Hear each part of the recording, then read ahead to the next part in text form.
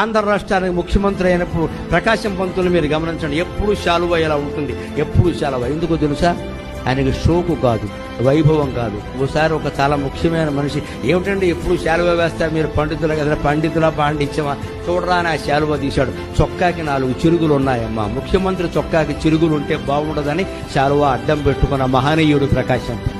నేను రాష్ట్రానికి ముఖ్యమంత్రిని రా, నా చొక్కాకి చిరుగులు, నాకు అంతకంటే లేదు, మరి ఏం చేయమంటావు? అవినీతి చేసి దోచుకోవడం నాకు తెలియదు, అందుకని నేను ఇలాగే ఉంటా. నాకు ఉన్నవే 2 చొక్కాలు. కానీ ఏదైనా పొరుగు రాష్ట్రం పెడితే ఆంధ్ర ముఖ్యమంత్రి చొక్కాకి చినుగులు ఉన్నాయంటే జాతికి అవమానం కదా, అందుకని నేను శాలువా వేస్తున్నా. అది ఆనాటి రాజకీయం, అది ఆనాటి రాజకీయం. మళ్ళీ వస్తే ఎంత బాగుంది, ఆ రోజులు మళ్ళీ వస్తే ఎంత బాగుందో.